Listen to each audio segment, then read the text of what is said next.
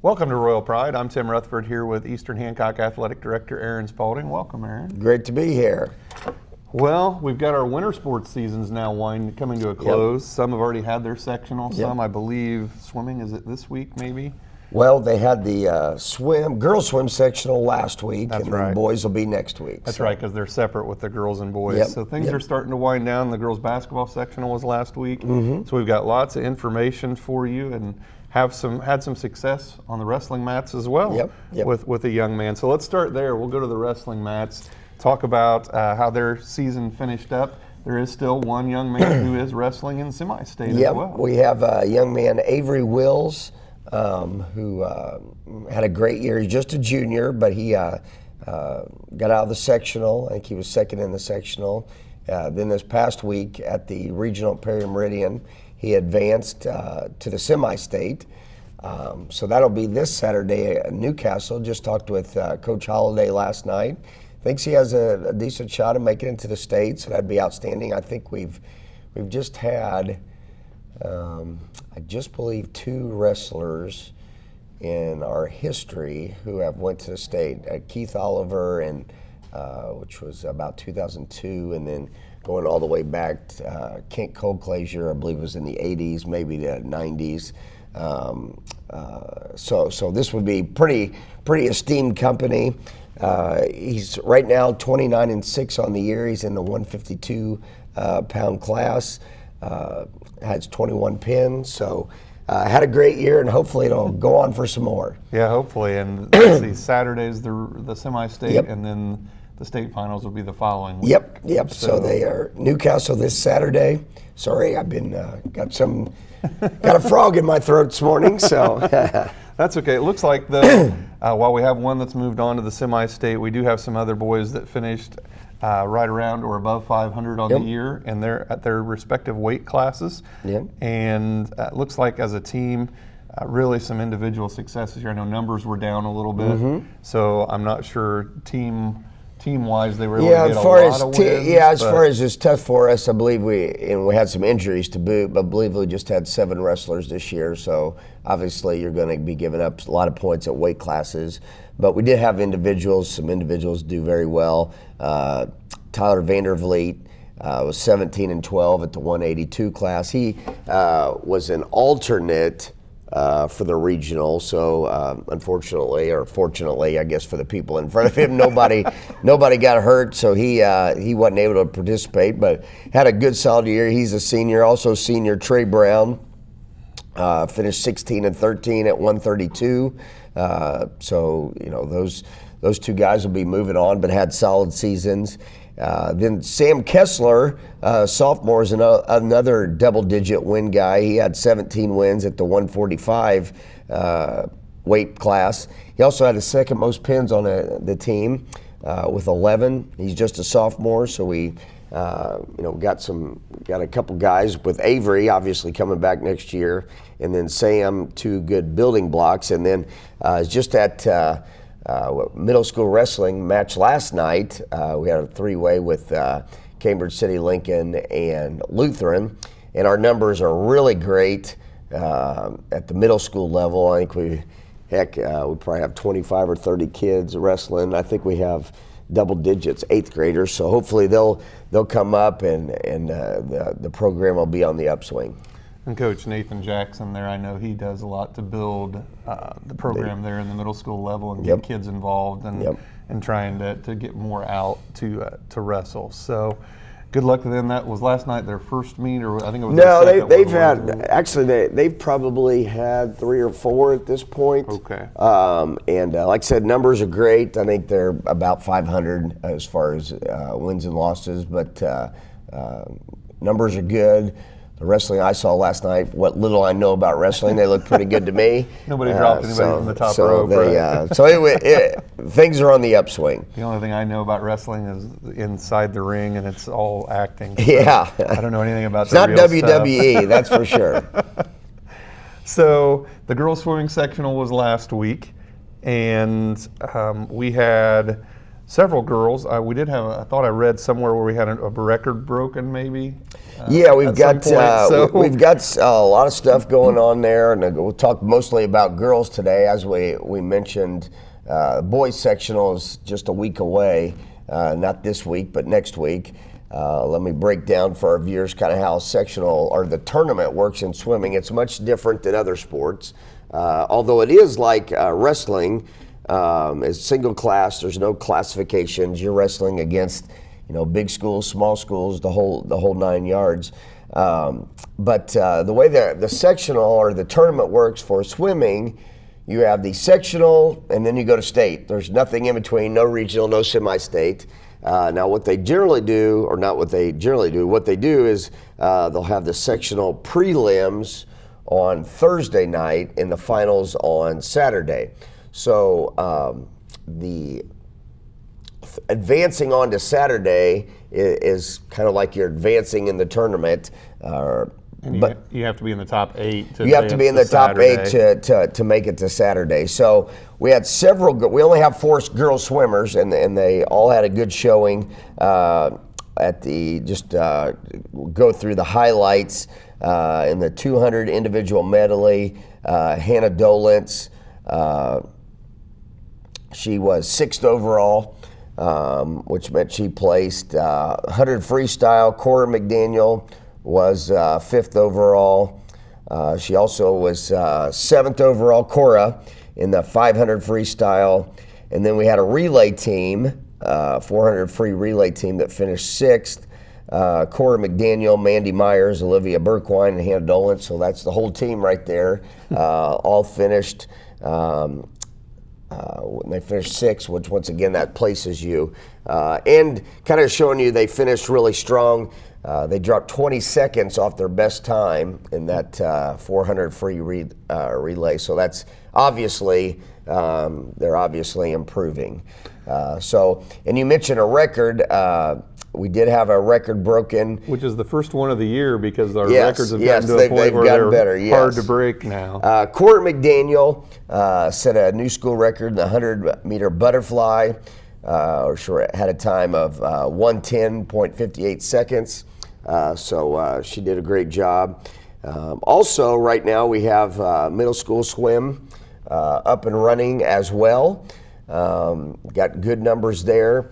Do want to talk about, we had a couple records broken there as well for our middle school records. Sophia Dolence set 2 middle school records, the 200-yard freestyle, time 2:15.38, and the 100-yard freestyle, the time of 1 minute, 1 second, 1.82 seconds. So doing a great job. The girls finished really strong, the girls season. Hopefully we'll have, next time we have a show, we'll have a lot of good things to report about the boys in the sectional and the tournament. So good things over there in swim. And the way middle school swim goes, they kind of pick up after they've started a little bit overlap, but their season will go through March. Excellent. And we've had the swim program now has been around long enough, and we've had several good swimmers come through. So our records have continued to be broken by the good swimmers, and now they've got them at a point where they're hard to break. They're hard to break. So they're doing a great job. Like I said, hopefully we'll see some good things from the boys next week, and we'll go on from there. Excellent. We're going to take a quick break here on Royal Pride. When we come back, we're going to hit the hardwood.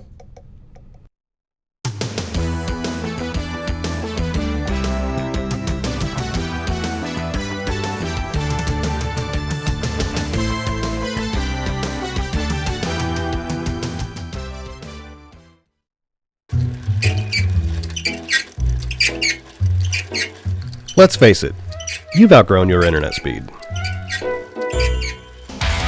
With Ninestar Connect, you get the speed and reliability you need with 24/7, 365 support. So don't get left behind. Choose the internet speed that fits your needs. Visit Ninestar Connect's ChooseYourSpeed.com. Welcome back to Royal Pride, and we're going to head right out to the hardwood. The girls had sectional last week, and really performed pretty well. Got to the sectional championship, had to play number 1 in the state, Triton Central, in Class 2A. Hung tough for about 3 quarters, really played a nice game and gave themselves a shot to stay in it and stayed close, and then fourth quarter they pulled away a little bit. Yeah, we hosted a sectional last week. We were at Eastern Hancock, so that's always nice. We can play at our own place. One on Tuesday night, Irvington Prep. Then we beat Indianapolis Howe on Friday night. Interestingly enough, that may be Howe's last ever girls basketball game because they're closing at the end of the year. So, which then gave us the privilege of playing Triton Central on Saturday. Triton Central had beaten Cecina Friday night. Triton Central's got a really good team. As you mentioned, they're number 1 in the state, undefeated. Just to give you kind of a picture of where they're at, there's Sagarin ratings, for those who aren't familiar, that kind of takes your straight to schedule and whatnot. And they're ranked 9th in the state regardless of class in Sagarin. So they're really good. They beat, just a couple weeks ago, they beat Cathedral by 25. So this is a really good team. So our kids battled hard, kept it kind of around the 10-point mark for most of the 3 quarters, then got away in the end. I think the final was 65-43. So the girls certainly nothing to hang their heads about. They finished the year 15-10. Had a lot of really good wins over solid opponents. They were 7-2 in the conference, which placed them 3rd. Only losses coming to Shenandoah. It was a really good team. I believe they won their sectional. And then Monroe Central, obviously, are very good as well. So really strong year for the girls. Some girls who statistically led the way, scoring. Jocelyn Duncan was our leading scorer, just a little over 15 points a game. Chloe O'Neill, just a tad over 9 points a game. Allie Spalding right at 8 points a game. Rebounders, going back, Jocelyn and Allie are seniors, so we'll be losing them. Rebounding, another senior, Skyla Smith, who really battled hard against a really good big girl against Triton Central on Saturday. She had 6.5 rebounds a game. Chloe O'Neill averaged 4.7 rebounds a game, and then Allie Spalding at 4 rebounds a game. Assist, we had a freshman point guard this year, and she led us in assist, right about 5 a game, Grace Stapleton. She'll obviously be back. So really strong year for the girls. Very proud of them, Coach Dowd, for their accomplishments. Losing 3 seniors, Jocelyn Duncan, who I believe is our all-time leading three-point shooter in school history. We're losing her, as well as Skylar Smith and Allie Spalding. So those will be losses they'll need to replace. But got some good Chloe O'Neill coming back, Grace Stapleton, Caroline Stapleton, good contributor. Got some young kids who can be very good. So good things to look forward to. And JV had a good season too. I see they finished with a 13-7 record. Yeah, all the way down through the program, just kind of moving down through that. JV was 13-7, had a really strong season. Our 8th grade right now is undefeated. I believe they're 19-0. They've won 3 tournaments this year. Most recently, they won the conference, the MEC conference tournament. Got a big hidden, it's about, I believe it's February 29th, if my memory serves me correct. We'll host the county, and that'll be a real interesting to see how we compete there, because I know New Pal's got a great 8th grade basketball team. We played them in the first round, so that'll be great to see. But they're 19-0. Our 7th grade is 12-7. Our 6th grade is 5-1. Their season kind of starts after break, so they're kind of just now getting rolling. And then our 5th grade is 6-0. So a lot of good things kind of on the horizon here for our girls basketball team. Excellent. And as you mentioned, we do graduate the 3 seniors, and they were leaders in 2 of the 3 categories. Yep. Make up at least 2 of the 3 in each of those, scoring and rebounding. So the young girls will have to step up and fill some of those roles next year. Absolutely. Well, we're going to move over to the boys. Currently, they sit at 8-7, 4-3 in the MEC. Have had a fairly successful season to this point, considering 6 of the 9 players are freshmen or sophomores in the rotation. Yep. So that's always a kind of a crapshoot when you're talking about when you're playing that many young kids against juniors and seniors from other schools. So far, a good start to the year. And this is a busy week for the boys basketball program. Like as you mentioned, a little over 500 right now, which, as you mentioned, we're playing lots and lots of young kids. So we got a lot of freshmen, sophomores, and a couple juniors in play. Then we've got 1 senior starter, and then Connor Schultz comes off the bench. So a lot of young kids. And they've done really well as far as competing against kids that, and for boys generally, the maturation process is a little later, so that difference is even bigger for boys. But doing well, they're 8-7 on the year, 4-3 in the conference, hanging tough in a very tough conference. You've got Shenandoah's ranked number 1 in the state. We played them. As close as I believe anybody in 1 and 2A has played them all year. Got beat by 9 a couple weeks back. I think the only team in 1 or 2A that has played within single digits of them all year. So did really well. Statistically, sophomore Landon O'Neill leads us in scoring, a tad over 16 points a game. Junior Drew White leads us in rebounding, just under 7 a game. He, tough thing about Drew, he has mono right now, so he's been out for a few games, and will probably be out for a couple more. Well, 3 more this week because we played 3 times, as you mentioned. So hopefully we'll get him back. And then Brady Smith, our senior starter, leads us in assists, just a tad under 2 a game. Brady, like I said, he's our lone senior starter. So overall, very pleased with the boys. Hopefully we can have a strong finish to the season. Excellent. The JV's having a good season as well. Also playing some younger boys as well in the system. They're 9-6. I know Coach Bechtel gets a little adamant about how he wishes they had a better record, but I know that they have played some really good games and played well. Yeah, they're playing. They've got a couple freshman starters. So whenever you're dealing with youth, you deal with some inconsistency. That's just kind of the nature of the beast. But overall, coming off a really good win just this past week against Cowan Saturday, as the varsity did, two good wins Saturday, conference wins. So doing a good job. And I don't think there's any coach that would tell you that. No, I don't think there's a couple more that we could have won. I think just about everybody's going to say, we should have a couple more just because of things that they could have done. So as a team or otherwise. So and then our C team, which is comprised mostly of freshmen, they've kind of struggled this year under Coach Paxton. As far as wins and losses, I think as far as their experience has been good, but as you hear our dialogue here, we have 4 freshmen who are playing up, so that's obviously going to hurt your record down there. But they've done a great job, and then our younger levels going well as well. I don't know. Do we need to talk about that afterwards? Are we good? Well, we can wrap up the basketball here. The 8th grade.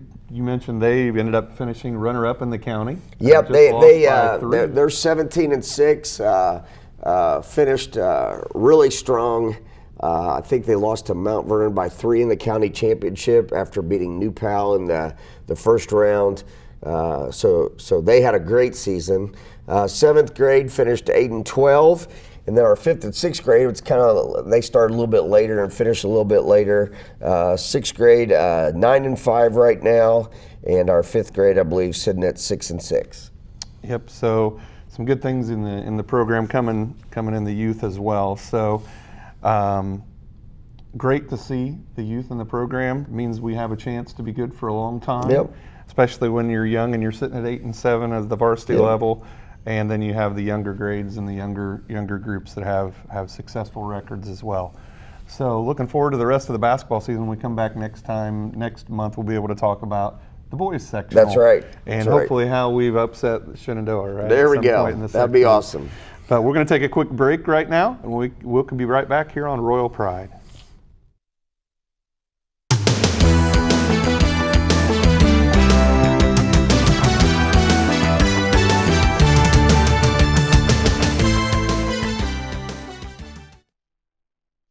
Carnegie's A Place to Eat is the place for exceptional dining in Greenfield.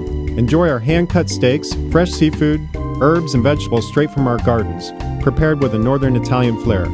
Chef Ian and his staff welcome you as our guests to enjoy fine wines, dinners, and ambiance. Carnegie's is the place for your special event with a private room that seats 100. Perfect for your next party, business meeting, or wedding reception. We are located in the historic Carnegie Library in downtown Greenfield. We'll see you at Carnegie's. Welcome back to Royal Pride, and before we move on to some other things, we can finish out basketball because we do have youth leagues for both the girls and the boys programs. I know the boys program, between kindergarten through 6th grade, we have about 140 boys, and that is 4th, 5th, and 6th grade is the oldest league, and that does not include the 20 we have on the school team. So K through 6, we have about 160 boys in the program. The youth league has been successful. My goodness, I'm having a hard time keeping track of these glasses today. Got a lot of kids involved, a lot of good people running it. Yourself, and then we got Mike Manship and Nathan Burke and Matt Fletcher, just really good people running it. It's very successful. So really pleased with that. The girls have had I don't have their exact numbers, but they've had a good year as well. Good numbers. Lindsay Shaw's done a good job with that. So that just keeps feeding kids playing at an early age in good programs, stable programs. So a lot of good things. We have actually tonight, when this is broadcast, it may not. It probably has already happened, but we have our youth recognition night tonight at our Trident Central game, where we'll recognize all these boys. So 160 plus boys, probably close to 200 once you get all the school teams in. So looking forward to that. That'll be tonight. Great things coming up. Future Royals. And one of the staples in the boys program from the kindergarten through 3rd grade league has been our official Rachel Mitchum. Yep. She's been there from year 1, so this is year 21 in our league. She's brought people along with her, other officials. This year it's Jerry Owsley. He's doing a very nice job with the boys as well. And I know a couple years ago the girls league picked them up, so now they're doing double duty, and they're kind of a staple in both the girls and the boys league. She's been great, and that's really important at that level, especially because they can direct the kids, and they kind of feel out when to call travel, when to not, as a lot of times kids at the younger levels want to pick up and run it like a football. And but anyway, they've done a great job. Well, and sometimes parents are the ones you have to explain. Yes, some kids are going to get more called on than others. The officials understand how we want them to do it because some are just more advanced at younger ages. So they do a fabulous job. We're pleased with them, and special thanks to especially Rachel, because this is year 21. So she's done a great job. And hopefully she goes 21 more. There you go. So, well, we're going to move on. We had the night of the Shenandoah game. We had our Hall of Fame members inducted, and we had 2 this year. Bob Wampler and Steven Stunda were entered into the Eastern Hancock Athletic Hall of Fame. Yeah, Bob Wampler is a very interesting story. He was a track coach, I believe in the late 70s into the 80s. Probably actually, I don't know, he may have been the original track coach at Eastern Hancock, I don't know. But just he had served in Vietnam, and actually had lost a leg in there. So you have a track coach who lost a leg, and I only know stories, but that's obviously, and was very successful, did it very well. So obviously somebody who understands how to overcome obstacles and still be very productive. So unfortunately, he passed away, so wasn't able to be there, but his family enjoyed it. Steven Stenda's more recent athlete was a good athlete in 3 sports, football, basketball, and baseball. As kind of the modern era has come on us, that's happened less and less, that you have 3 sport athletes, but Steven was good in all 3. Excellent. And that night we also recognized our Loyal Royal Award that comes from our boosters every year. We had 2 winners this year, one of which is near and dear to your heart. You've known him all your life. Yeah, well, really both these guys are near and dear to my heart. The one you've known all your life. Ryan McCarty is the senior minister at Wilkinson Church of Christ after many years serving as the youth minister there. Has been involved at Eastern Hancock in all kinds of functions. He has coached baseball for us. He's coached football for us in various capacities. He has helped us through when the times we've had students pass away. He's helped in the grieving process.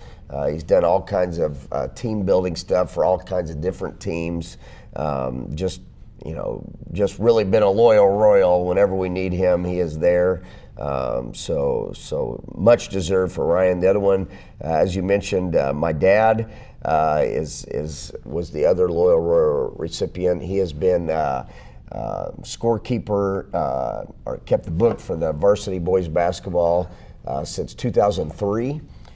So a long time. He's also the last several years, as anybody knows, he drives the golf cart at a lot of the events. So the elderly in our fields get into the football and softball fields, baseball fields, kind of difficult all the way from the parking lot. So he runs that service and goes around passing out suckers and money to all kinds of kids and that type of stuff. So those were our two recipients. And lots of stories about your dad over the years. From the varsity scorers table. Yeah, he gets a little excited sometimes. I don't know where he gets it, or where you get it from. Yeah. So a few things coming up as we get close to wrapping up the show here. Senior night's coming up February 18th, the Hagerstown game. Actually, I think I wrote that wrong. It's February 28th. So I guess I'll get away. That's my fault. Way early. Sorry. That's my fault. Yeah, our Hagerstown game will be senior night where we'll recognize not only the basketball seniors, but our seniors in all winter sports. Also, I believe some band members, some choir members, those. So we'll be recognizing them. And then one of our largest booster fundraisers of the year comes up March 14th, the 3-on-3 tournament. Yep. All kinds of age brackets and divisions and things like that'll be available, correct? Yes, that information will be up on our website shortly, hopefully by the end of the week, where you can get involved in, like I said, all the way from adults to younger kids, all the way down to the younger levels, first grade, that type of stuff. So if you want to get your team together and come on out. Didn't you have one that you called a geriatric division or something? Not quite that. Oh, okay. I think we have an over 35 division, so hopefully we'll get some older guys or gals out there. We have a women's division, so hopefully just make sure you've kind of trained a little bit. One year we had a women's team signed up and they haven't played in a long time, and I think in their first game we had a torn Achilles and a torn ACL in the first game. So make sure we train a little bit for coming to play. And again, that goes all the way down to first grade. First grade, I believe, yeah. Kindergarten would have to play up, but it goes all the way to first grade. Yeah. So if you're interested in that, look for that on the website. Yep. Thank you for being with us again this month. We look forward to talking about the remaining winter sports that are going to sectional when we meet next month. And then we'll also be talking about our spring sports because those are starting to get underway now with practices here real soon. Yep. So we'll be back next month here on Royal Pride.